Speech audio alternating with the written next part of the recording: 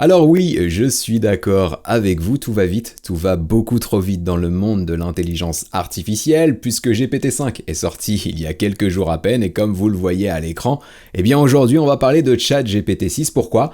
Parce que Sam Altman et OpenAI l'ont déjà annoncé, GPT-6 est sur les rails et va sortir bien plus vite que GPT-5. On a des informations sur les nouveautés à venir, on a une date prévisionnelle de sortie, c'est tout ce qu'on va voir ensemble dans cette vidéo, et on va se faire aussi une petite analyse de la stratégie d'OpenAI. Pourquoi annoncer déjà GPT-6 alors que GPT-5 vient de sortir et qu'on a du mal à s'y mettre ? Est-ce que c'est une stratégie brillante ou est-ce que c'est une mauvaise stratégie qui est menée sur le coup de la peur ? On va voir tout ça ensemble, vous pourrez me donner votre avis en commentaire sur GPT-5, GPT-6 et sur la stratégie d'OpenAI à la fin. Je vous propose maintenant d'entrer dans le vif du sujet. Donc clairement, moi quand j'ai vu l'annonce de GPT-6 il y a quelques heures, je me suis demandé pourquoi ? Pourquoi parler de GPT-6 quelques jours à peine après la sortie de GPT-5, vous le voyez à l'écran, qui est sorti le 7 août 2025, et si on regarde un petit peu la timeline juste ici, c'est assez étrange. Pourquoi ? Parce qu'entre GPT-4 qui est sorti en mars 2023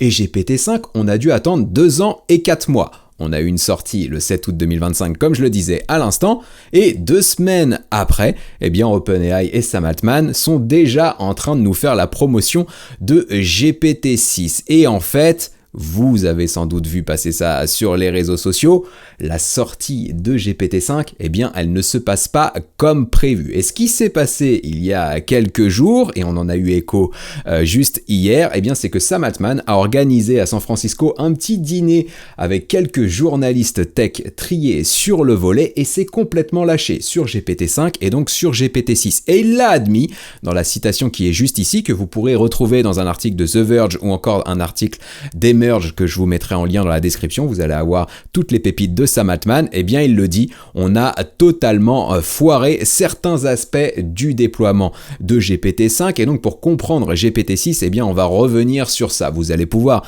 vous me donner votre avis en commentaire, moi je ferai une vidéo, je suis en train de travailler dessus, ultra complète sur GPT-5 sur ma chaîne principale Ludo Salen. Je suis pas du tout d'accord avec ce qu'on retrouve sur le web d'un point de vue critique, mais voilà, sur les réseaux sociaux, sur YouTube, tout le monde, ou en tout cas la majorité des utilisateurs, j'ai l'impression, vont vous dire que GPT-5 c'est nul, ce n'est pas performant, et on va un petit peu décortiquer tout ça. Déjà, la première problématique qu'on a eue, c'est que beaucoup d'utilisateurs ont remarqué des lenteurs, des latences, et des résultats qui étaient moins bons que sur GPT-4o. Et là, Sam Altman a pris la parole de manière officielle et a donné la raison de cette problématique, c'est que le routeur de GPT-5 a cassé. Alors c'est quoi le routeur ? Eh bien c'est qu'en fait ChatGPT-5, par défaut, au tout début, à son lancement le 7 août 2025, était pensé pour vous orienter vers différentes tailles de modèles selon la tâche que vous aviez à réaliser. Si vous aviez une tâche complexe, vous alliez sur le GPT-5 Thinking par exemple, et si la tâche était facile, vous alliez sur GPT-5. Et ce qui s'est passé, eh bien en fait, c'est que le routeur vous envoyait vers les mauvais modèles d'intelligence artificielle. Donc si vous aviez besoin de quelque chose de rapide et qu'il vous envoyait vers le modèle le plus lourd de GPT-5, vous attendiez une plombe pour avoir un résultat satisfaisant certes, mais c'était beaucoup trop long. À l'inverse, si vous vouliez une tâche complexe et que le routeur GPT-5 vous envoyait vers le GPT-5 Fast, l'intelligence artificielle n'était pas suffisamment performante pour pouvoir vous répondre. Donc c'est ce qui a donné lieu à de la frustration du côté des utilisateurs. Et l'autre chose qui est sortie et pour laquelle Sam Altman a pris la parole et OpenAI a fait des modifications du côté de GPT-5, eh bien c'est que cette intelligence artificielle, et là c'est pareil, vous allez pouvoir me dire ce que vous en pensez en commentaire, eh bien elle est beaucoup moins humaine et beaucoup moins créative que les précédents modèles, donc notamment GPT-4o. C'est pour ça qu'OpenAI a remis certains anciens modèles d'intelligence artificielle sur ChatGPT pour les utilisateurs payants, pour leur permettre de choisir l'intelligence artificielle qu'ils souhaitent, et c'est la raison aussi pour laquelle ils ont retravailler GPT-5 rapidement pour qu'il soit plus chaleureux et qu'il soit plus friendly, comme c'est noté dans le tweet juste là. Personnellement, et vous pourrez me dire ce que vous en pensez en commentaire, moi je trouve que le GPT-5 qui n'était pas assez humain, donc la première version, c'était très très bien. Pourquoi ? parce qu'une intelligence artificielle qui est trop humaine, ça va faire les affaires d'OpenAI, parce que vous allez être accro et vous allez utiliser l'intelligence artificielle, mais ce qui va se passer derrière pour vous, d'un point de vue cerveau, et j'en ai parlé récemment sur la chaîne, dans la vidéo que vous avez juste ici à l'écran, et je vous mettrai le lien dans la description si vous ne l'avez pas vu, elle a bien marché d'ailleurs, et j'en suis très heureux parce qu'elle a demandé pas mal de boulot. Eh bien, une intelligence artificielle qui est humaine va vous biaiser d'un point de vue réflexion et d'un point de vue décision. Vous allez lui accorder plus facilement votre confiance et vous allez aussi réduire vos efforts, l'énergie que vous allez attribuer à vos réflexions, et donc vous allez perdre en compétences et vous allez perdre en intelligence. C'est un sujet complet que je traite en 19 minutes dans la vidéo que vous avez juste ici. Mais donc ce qui s'est passé, c'est que GPT-5 n'était pas assez humain. Sam Altman a entendu les remarques et donc a apporté les modifications à l'intelligence artificielle, et vous pouvez le voir déjà, l'humanité a pas mal changé. Je vous partage une discussion privée que j'ai eue sur ChatGPT-5 juste hier soir. J'ai retrouvé une grosse araignée dans les bureaux d'SLN, qui est mon agence, et du coup je voulais savoir quel modèle d'araignée, quelle race d'araignée c'était. Je l'ai partagé à ChatGPT-5 et en même temps j'étais dans d'autres discussions, réflexions perso, pour travailler mon menu à bouffer hier soir, et je me suis planté de fil en fait, et du coup j'ai derrière demandé si je pouvais prendre en dessert un skyr de Yoplait, comme vous le voyez à l'écran, et donc là vous le voyez, la réponse de ChatGPT-5 c'est ok, donc tu passes du sujet araignée à un sujet nutrition, je m'adapte. La manière de parler est très humaine et très chaleureuse, et on sent bien la proximité de l'intelligence artificielle, mais c'est ça qui me dérange, cet effet un petit peu syndrome d'un pote sur WhatsApp. On a l'impression de parler à un pote sur une messagerie, et donc derrière ça a des répercussions, comme je le disais et comme je le présente dans la vidéo qui est juste là.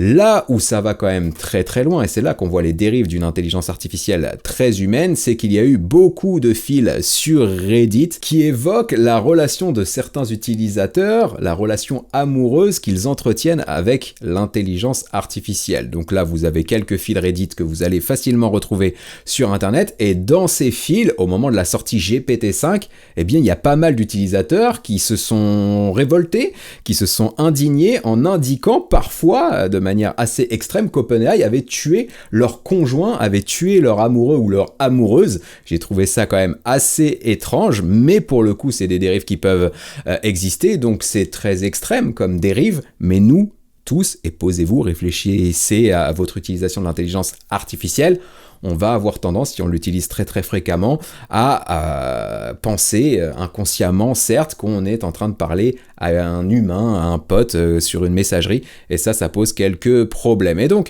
GPT-5 pas assez humaine, finalement, il n'y a que 1% des utilisateurs, selon Sam Altman, qui entretiennent une relation assez particulière avec l'intelligence artificielle, une relation, on va dire, amoureuse pour simplifier un petit peu les propos. Et donc 1%, c'est pas grand chose, mais 1% de 700 millions d'utilisateurs, parce que c'est ça le nombre d'utilisateurs de ChatGPT aujourd'hui. Je vous ai prévu une petite slide, voilà, juste ici, qui donne l'information.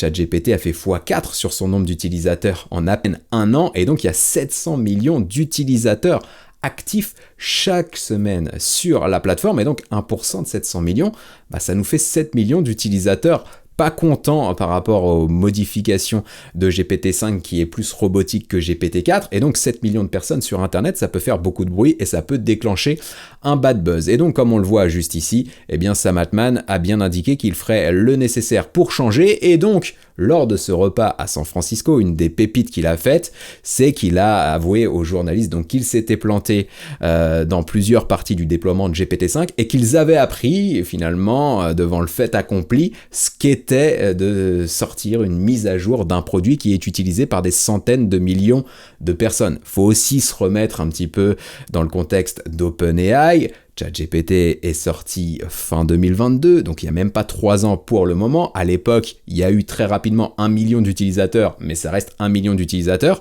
Aujourd'hui, donc 2 ans et demi plus tard, au moment de la sortie de GPT-5, ChatGPT est le 5e site le plus visité au monde et donc compte 700 millions d'utilisateurs. Au-delà de ça, le nombre élevé d'utilisateurs et la croissance rapide qu'a connu ChatGPT, eh bien fait qu'OpenAI aujourd'hui connaît des problématiques d'un point de vue puissance de calcul, d'un point de vue ressources informatiques. Il manque de GPU, comme vous le voyez à l'écran. Et donc, ce qui s'est passé avec GPT-5, et je vais y revenir juste après pour les nouveautés de GPT-6, eh bien, c'est que Sam Altman a pris la décision de brider GPT-5 pour le sortir au grand public et a aussi pris la décision de retirer certaines fonctionnalités qui étaient prévues pour éviter de sortir un GPT-5 qui serait meilleur, plus performant et qui accomplirait plus de tâches, mais qui buggerait sans arrêt et qu'on ne pourrait pas utiliser parce qu'on manquerait de ressources informatiques. Donc ça, c'est ce qui est noté juste ici. Et donc Sam Altman travaille justement sur la multiplication de ces ressources informatiques et c'est notamment lié à un projet, le projet Stargate. Donc les États-Unis, vous n'êtes pas sans le savoir sans doute, sinon vous avez la vidéo qui s'affiche à l'écran et qui sera en lien dans la description, investissent plus de 500 milliards de dollars pour créer un super data center qui permettrait d'obtenir l'intelligence artificielle générale. Et donc le projet Stargate va permettre à OpenAI aussi de proposer des modèles de plus en plus performants, mais pour l'instant, ils doivent jouer avec le timing, ils doivent jouer avec les ressources informatiques dont ils disposent, et c'est difficile pour eux de proposer le meilleur modèle, finalement toutes les technologies sur lesquelles ils travaillent en raison du manque de cette puissance de calcul. Donc les 700 millions d'utilisateurs, on les a vus, et donc ce qui s'est passé, on va parler maintenant de GPT-6, c'est que le 14 août, comme je le disais dans l'introduction, Sam Altman a convié une partie des journalistes tech américains, triés sur le volet, et il leur a fait des annonces sur ChatGPT-6. Donc là, je vous ai mis on the record, ça veut dire quoi? Ça veut dire que ce rendez-vous n'est pas un rendez-vous informel, en fait. Sam Altman avait bien informé les journalistes qu'ils allaient pouvoir enregistrer ce qu'ils racontent et qu'ils allaient pouvoir communiquer sur ce qu'ils racontent. Donc là, le but, c'était vraiment, le but de Sam Altman, c'était vraiment de parler de GPT-6 et d'annoncer GPT-6 publiquement. Et donc, ce qui s'est passé, voilà, juste ici, c'est qu'il a annoncé que GPT-6 allait sortir bien plus rapidement que GPT-5, donc que le délai entre GPT-5 et GPT-6 serait beaucoup plus court que entre GPT-4 et GPT-5, donc on peut s'attendre à une sortie de GPT-6 dans moins de 2 ans, et donc vous allez le voir parce qu'il donne des indications dans certains tweets d'ici logiquement fin 2026, et ça pourrait même être l'été 2026. Pourquoi je vous dis ça? Comme vous le voyez sur le tweet juste là, Sam Altman a indiqué le 12 août 2025, donc 5 jours après la sortie de GPT-5, qu'ils allaient doubler leur puissance de calcul dans les 5 mois, ce qui est assez impressionnant pour le coup. Et donc ça veut dire quoi? Ça veut dire que d'ici 5 mois, eh bien OpenAI sera capable de réaliser les entraînements nécessaires pour GPT-6 et sera capable de commencer à planifier sa mise en production, donc avec tous les délais qu'il y aura d'un point de vue sécurité, etc. Je pense qu'on peut compter entre 6 et 8 mois, donc si fin d'année, ils arrivent à doubler leur puissance de calcul, d'ici 6-8 mois, donc peut-être août, septembre de l'année prochaine, on pourrait avoir GPT-6. Donc là, vous pourrez me dire ce que vous en pensez en commentaire, et donc quelles vont être les nouveautés de GPT-6? Eh bien, il y en a plusieurs, et il y en a plusieurs pour lesquels je souhaite avoir votre avis en commentaire. Ils font rêver, mais ils font aussi peur, vous allez me dire ce que vous en pensez. Donc le premier point sur lequel appuie vraiment Sam Altman, c'est que ChatGPT-6 aura une mémoire infaillible. Il va se rappeler de tout, de toutes les informations que vous partagez dans des conversations, que vous lui partagez dans les custom instructions ou dans vos paramètres, mais il va aussi se rappeler de vos comportements sur la plateforme, la manière dont vous consommez les réponses de ChatGPT, le temps que vous passez à les lire par exemple, le nombre de prompts que vous utilisez pour avoir une réponse pertinente, les formats de réponse qui vous plaisent le plus par rapport à d'autres. En fait, ChatGPT est capable, en traquant vos clics et en traquant vos comportements sur le site, de voir si vous préférez les contenus courts, les contenus plus longs, plus en profondeur, et en fonction des demandes complémentaires que vous faites, il est capable de déterminer vraiment la réponse qui vous correspond le mieux. Donc, il y aura une mémoire par rapport aux données que vous partagez, j'allais dire, consciemment, directement, mais il y aura aussi une mémoire par rapport aux données que vous partagez sans le savoir. Donc vos comportements seront traqués. Donc ça, clairement, ça va améliorer la qualité de GPT-6. Vous allez avoir de meilleures réponses, des réponses aussi plus rapides, et comme le dit Sam Altman, j'ai l'impression que c'est ce qu'on veut, enfin en tout cas moi c'est ce que je veux et je pense que tous les utilisateurs le veulent, ils veulent que l'IA ait de la mémoire, ils attendent des fonctionnalités qui nécessitent que nous soyons capables de vraiment les comprendre, donc oui c'est bien, mais c'est quand même très intrusif, j'allais dire, et là d'un point de vue mémoire, c'est quand même très très fort déjà GPT-5, et ça peut être flippant d'un point de vue confidentialité et d'un point de vue protection des données, mais on va en parler juste après. Je vous ai juste mis un exemple là, toujours sur ma discussion avec GPT-5 de tout à l'heure. En fait ce qui s'est passé, je vous l'ai dit, j'ai plusieurs onglets ChatGPT qui étaient ouverts, donc un pour faire mon menu du soir et un pour parler de mon araignée dans les bureaux d'SLN, et en fait ce qui s'est passé, c'est que j'ai fermé donc celui sur mon menu et je me suis planté derrière. Et donc là, vous le voyez, en fait, il a compris que pour mon menu du soir, j'avais prévu un tian et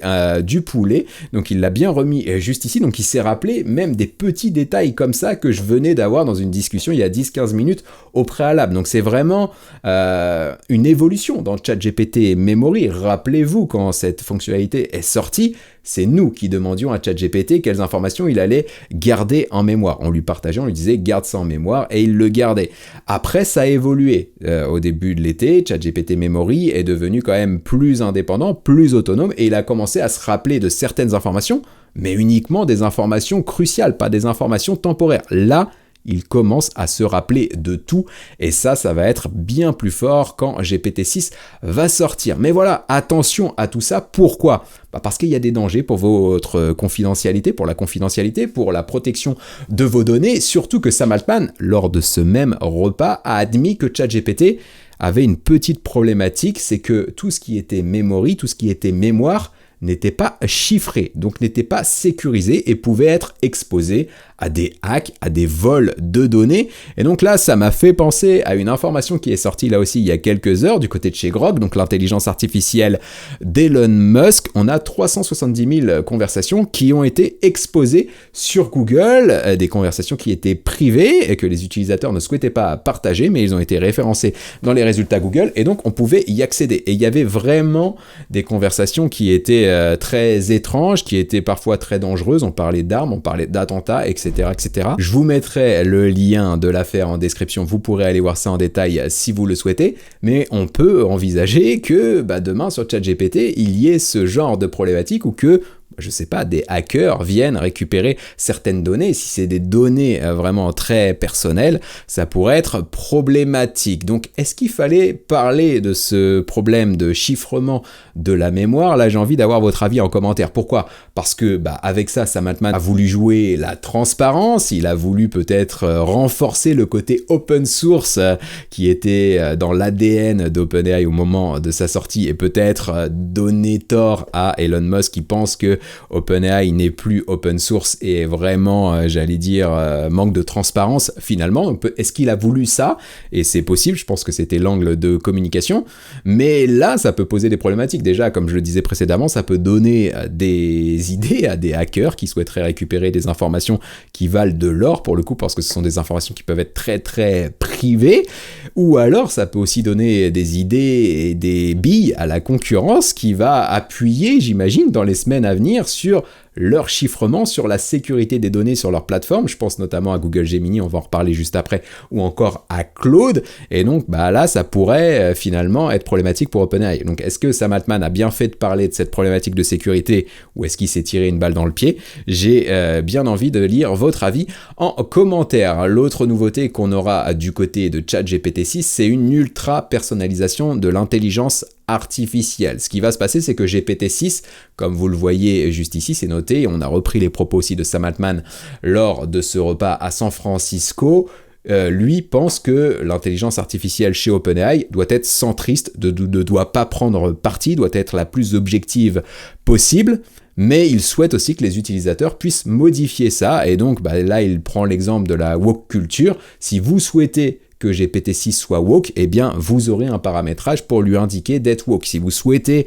que l'intelligence artificielle adopte vos convictions politiques, par exemple, vous pourrez le faire. Si vous souhaitez quelqu'un qui soit empathique ou qui soit humoristique, d'ailleurs vous le voyez, je viens de faire un lapsus en disant quelqu'un alors que je parle d'intelligence artificielle, ce qui prouve que même moi qui travaille dessus au quotidien depuis des années maintenant, parfois j'humanise l'intelligence artificielle et ça a des répercussions sur mes réflexions et sur mon cerveau, bien entendu. Mais bref, là, ce qui va se passer, c'est qu'on va vraiment avoir une évolution des custom instructions. Jusqu'à présent, on a les champs que vous voyez à l'écran juste ici, qui nous permettent de donner des informations à ChatGPT et notamment des informations sur la manière dont il doit nous répondre. Et bien demain, ce qui va se passer, c'est que GPT-6, via notamment le tracking de vos comportements, sera capable de déterminer pour vous la manière dont il doit se comporter. Et finalement, eh bien GPT-6 va devenir une intelligence artificielle sur mesure, améliorant la qualité des réponses, mais avec les dangers qu'on connaît si vous avez vu la vidéo que je vous présentais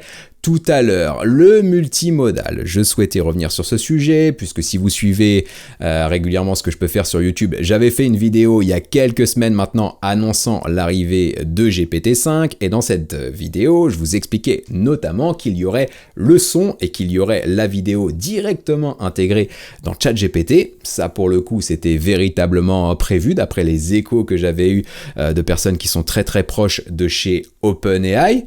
Mais ce qui s'est passé, et j'en ai déjà parlé tout à l'heure, c'est que en raison des problématiques de ressources informatiques avec lesquelles doivent composer OpenAI, eh bien ils ont dû retirer, en tout cas pour le moment, ces fonctionnalités, et ils ne peuvent pas les proposer au grand public sous peine de faire exploser les serveurs et d'avoir un ChatGPT qui serait indisponible. Donc ça, logiquement, ça devrait arriver dans GPT-6, donc on aura de l'audio, on aura la possibilité de générer directement des vidéos, et on pourra aussi travailler en partageant des vidéos, en partageant du son et poser des questions à l'intelligence artificielle sur ce genre de format de contenu. Et on aura aussi de vrais agents d'intelligence artificielle qui seront autonomes, vraiment autonomes. Là, je parle pas de ChatGPT Agent, car en fait, là aussi, ce qui s'est passé, eh bien, c'est que OpenAI a dû retirer la fonctionnalité agent de GPT-5, la proposer dans ChatGPT vraiment à part pour éviter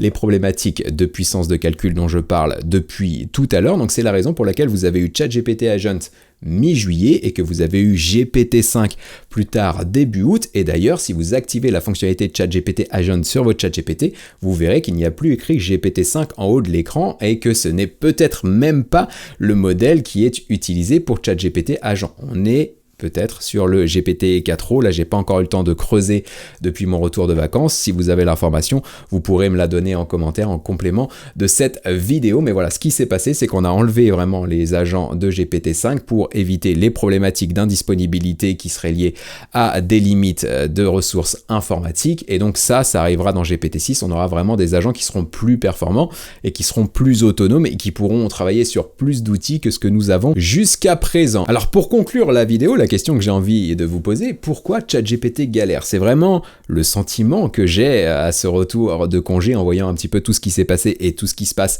actuellement. On a vraiment la sensation qu'OpenAI est en train de FOMO, est en train de flipper par rapport à ce qui se passe sur le marché de l'intelligence artificielle et notamment par rapport à la concurrence, et qu'ils sont en train de prendre des décisions à la va-vite. On va être clair, GPT-5 est sorti bien plus tôt que prévu. Je vous en parlais dans ma vidéo sur GPT-5, je vous avais annoncé une sortie fin août, vraiment toute fin août, et finalement on a eu GPT-5 qui est sorti tout début août, donc ils ont avancé aussi la sortie de GPT-5. On a donc aujourd'hui une version de cette intelligence artificielle qui n'est pas complète, qui n'est pas aboutie, qui n'est pas celle qu'on aurait dû avoir en raison des ressources informatiques. Et maintenant, on a déjà Sam Altman et OpenAI qui nous parlent de GPT-6. Et en fait, ce qui se passe, et je pense que c'est la stratégie d'OpenAI qui n'est pas bonne, mais qui est une stratégie naturelle, qui est humaine et qu'on retrouve dans n'importe quel business aujourd'hui. Pour avoir accompagné beaucoup d'entreprises et pour gérer moi-même plusieurs entreprises, quand on est en croissance, tout va bien, donc on est plutôt serein,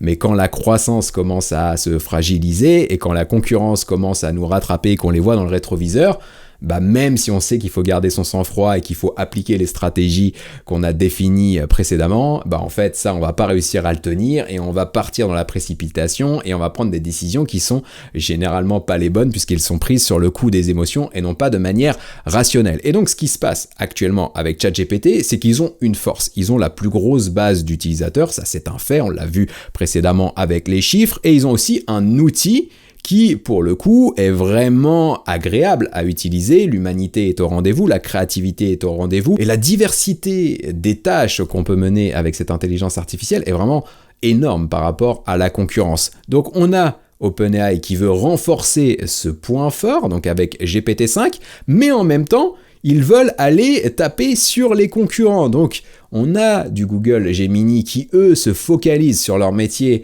et sur leur objectif qui est d'intégrer leur intelligence artificielle dans tout leur écosystème, que ce soit Google Workspace, Doc, Sheet, que ce soit les téléphones, aussi Google, que ce soit Android, etc., etc. Ils ont un énorme écosystème et donc ils peuvent propager leur intelligence artificielle dans tous ces outils, ce qui fait que les utilisateurs utilisent Gemini, parfois même sans s'en rendre compte. Donc ça, c'est la force de Google. Et donc, ce qu'OpenAI veut pour concret Google, eh bien, c'est avoir son écosystème. C'est pour ça qu'on a du ChatGPT Operator, c'est pour ça qu'on a le ChatGPT Connector, qu'on a le ChatGPT Agent, etc., etc.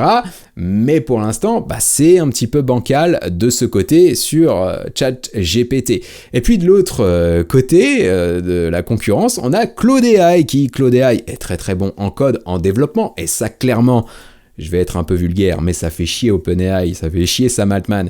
Et donc, il veut à tout prix proposer l'intelligence artificielle qui soit la meilleure pour les développeurs. Donc, ils sont aussi en train d'attaquer Claude de ce côté-là. Mais on a Claude, donc Anthropic, la société qui est derrière Claude, qui joue aussi la carte à fond de la sécurité et de la justesse dans les réponses pour notamment éviter les hallucinations. Et en fait, c'est ce qu'a voulu faire Sam Altman et OpenAI avec GPT-5. C'est pour ça qu'on a eu un GPT-5 moins humain à sa sortie, plus robotique, mais qui évitait aussi les hallucinations et qui proposait un niveau de sécurité qui était un poil plus élevé que la version de GPT-5 qu'on a aujourd'hui et qu'on aura peut-être avec GPT-6. Mais bon, en bref, avant que je perde le fil, parce que c'est ma première vidéo depuis le retour de vacances et il faut que je me remette dans le bain et je sens que c'est poussif, je sens que ça me demande pas mal d'énergie. D'ailleurs, je me demande comment j'ai fait pour pouvoir publier plus de 200 vidéos là sur les 12 derniers mois. Je sais pas, je suis un peu dingue de ce côté-là.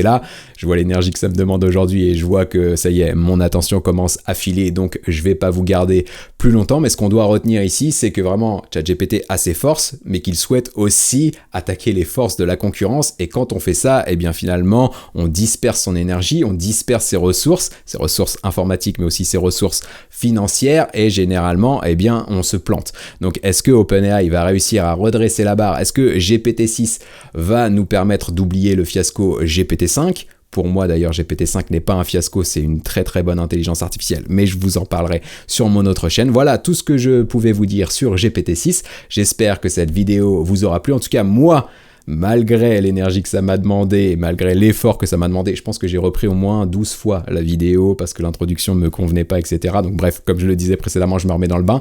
Malgré tout ça, je suis très heureux de vous retrouver et ça y est, c'est lancé. Donc je vais revenir maintenant régulièrement avec des vidéos ici sur cette chaîne et sur la chaîne principale Ludo Salen. Donc abonnez-vous aux deux, activez la cloche pour ne pas manquer les prochaines vidéos. Et je crois même que vous avez maintenant une petite fonctionnalité sur YouTube, une fonctionnalité hype. Vous pouvez attribuer des hypes à une vidéo pour la pousser un petit peu plus dans l'algorithme, donc n'hésitez pas à le faire si le cœur vous en dit. Voilà, c'était Ludo. Moi, je vous retrouve très bientôt maintenant pour une prochaine vidéo dans laquelle je vous partagerai des astuces, des démos, des actus, des tutos, des outils, bref, tout ce que je peux découvrir et connaître de l'intelligence artificielle avec toujours le même but, celui de vous donner toutes les clés pour que vous puissiez profiter des opportunités que l'IA génère. C'était Ludo, à bientôt, ciao!